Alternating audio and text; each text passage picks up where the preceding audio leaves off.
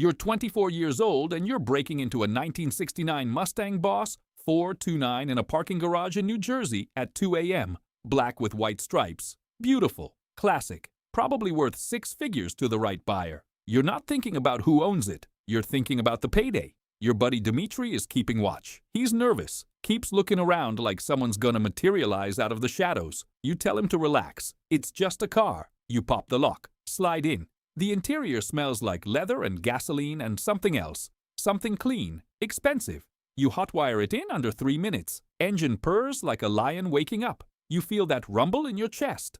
Dimitri jumps in. You peel out. That's when you should have noticed the silence. Not silence in the garage. Silence from Dimitri. And he's staring at the glove compartment like it might bite him. You ask what's wrong. He opens it. There's a handwritten note inside. Not to you, just a name. Helen.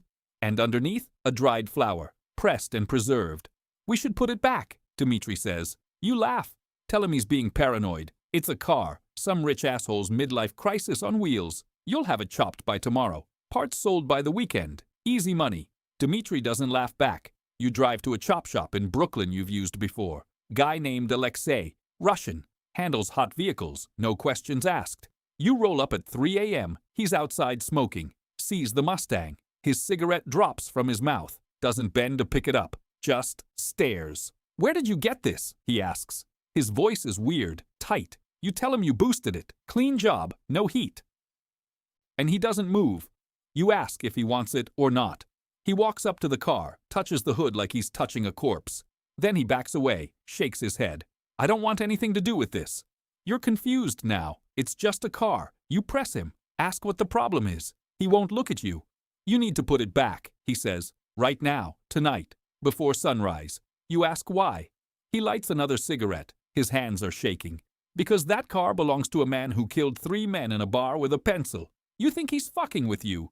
Some urban legend bullshit. But his eyes are serious. Dead serious. He tells you to leave. Now. Don't come back. Don't call him. Forget he exists. You drive away. Dimitri's not saying anything. You can hear him breathing too fast. You tell him Alexei's just spooked.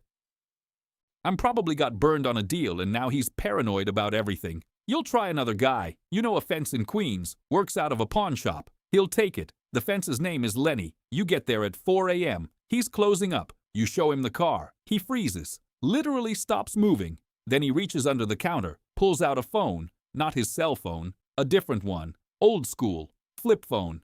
Is this a joke? He asks. Did someone send you here to fuck with me? You don't understand. He's sweating now. Tells you he's making a call. You ask who he's calling. He doesn't answer. Just dials. Waits. Someone picks up. Lenny describes the car. Listens. His face goes white. He hangs up. Get out, he says. And take that thing with you. You're getting angry now. Everyone's acting insane. It's a car. Lenny won't look at it. He won't look at you. He's backing toward the rear exit. That's John Wick's car, he says. You stole John Wick's car. The name means nothing to you. You've never heard it. Lenny sees that. Sees you don't know. He almost looks sorry for you. John Wick is a ghost. He says, a boogeyman. The man you sent to kill the boogeyman. He retired 5 years ago. Walked away clean. But before that, he killed 64 people in one night because they stole his car and killed his dog. You think he's exaggerating? Has to be. Lenny shakes his head. That number's documented, he says. The Continental keeps records. 64 confirmed kills. One night. And that was just the aftermath. You don't know the stories about what he did before. You don't want to know. He tells you to leave. You're not welcome here. Not with that car. Not with that name attached to you. He closes the shop.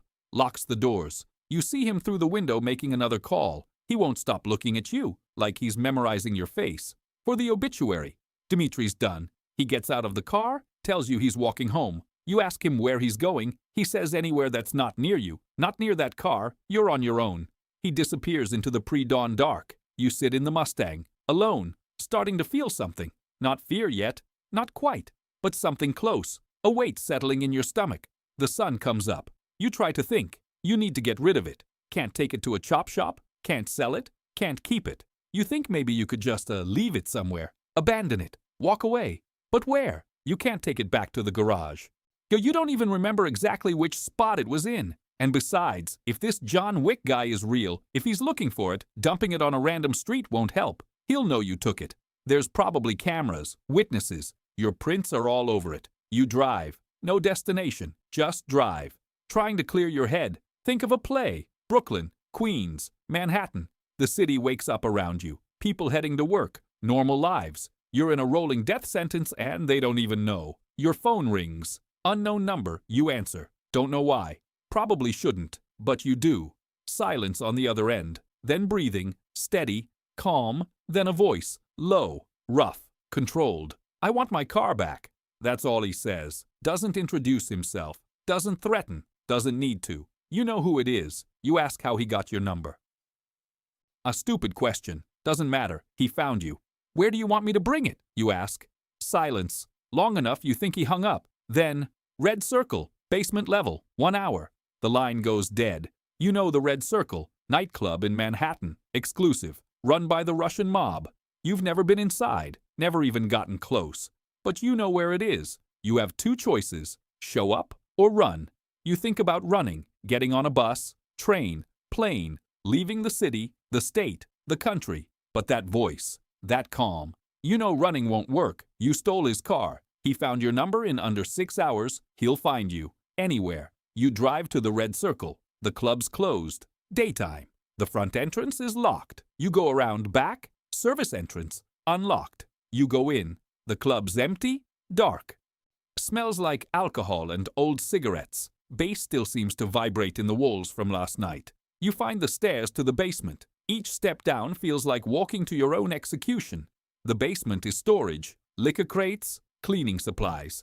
And a man sitting in a chair in the middle of the room. He's wearing a black suit, white shirt, no tie, dark hair, maybe 50, maybe older, doesn't matter. What matters is the way he sits, completely still, hands resting on his knees, eyes locked on you the second you appear. John Wick.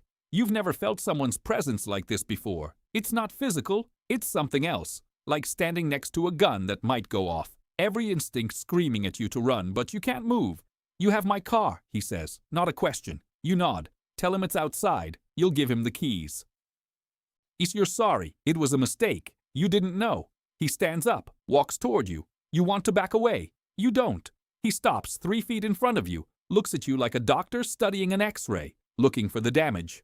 Why? He asks. You don't understand the question. He repeats it. Why did you take it? You tell him the truth. Money. You needed money. It was just a car, a score. You didn't know it was his, didn't know who he was. He nods, like he expected that answer. Do you know what that car means to me? He asks. You shake your head. He walks past you, back toward the stairs. You think maybe he's leaving, letting you go. Then he stops. My wife gave me that car, he says. 2 weeks before she died. She wanted me to have something to remember her by, something to keep me in the world. He not let me go back to what I was. Your throat's dry. You can't speak. You didn't just steal a car, he says. You stole the last thing tethering me to a life that wasn't soaked in blood. He turns around, looks at you, and you see it now. Not anger, something worse. Emptiness. A door that was closed, starting to crack open. I'm going to give you a choice, he says, because my wife would have wanted me to. She believed people could be better than their worst decisions. He pauses. You can walk out of here, right now. Leave the city. Change your name. Start over somewhere far away. And if I ever see you again, I will kill you. No conversation, no second chance. You wait for the other option. He doesn't offer one. That's it. That's the choice. Leave or die. You take the keys out of your pocket. Hold them out. He doesn't take them, just looks at them. Put them on the table, he says, points to a card table in the corner. You do. Your hands are shaking. You can't stop them. Go, he says. You go. Walk past him, up the stairs, through the club, out the back, into daylight. You don't run, you walk, fast, controlled. Like if you run, he'll change his mind, chase you down, end it. You get 6 blocks before your legs give out. You sit on the curb, people walking past. No one looks at you. You're invisible. Just another person having a breakdown in New York. You take out your phone, Google John Wick. Nothing comes up. No Wikipedia page, no news articles, no social media. The man's a ghost. But you find forums, dark web whispers, stories, the Continental Hotel, the high table, markers, a whole underworld you didn't know existed. And John Wick's name comes up again and again, not as a legend, as a warning. You read about what he did when they killed his dog, the body count, the trail of destruction. Organizations wiped out, entire mob families erased, all because someone took something from him. You took his car. You're alive because he chose mercy, because his dead wife's memory held him back. You buy a bus ticket that night, Greyhound to Phoenix. As far as you can get on what's in your wallet. You don't pack. Don't say goodbye. Don't tell anyone where you're going. You just go. The bus pulls out at midnight. You watch the city lights fade behind you. You're 24 years old. You just got a second life you didn't earn. And you know, bone deep, that you'll never stop looking over your shoulder. Never stop jumping at shadows. I never stop wondering if today's the day you slip up, get recognized, and the man in the black suit finds you again. You close your eyes, try to sleep, can't. Every time you drift off, you see him, sitting in that chair, still, calm, patient. The boogeyman is real, and you're only alive because he decided to let you be.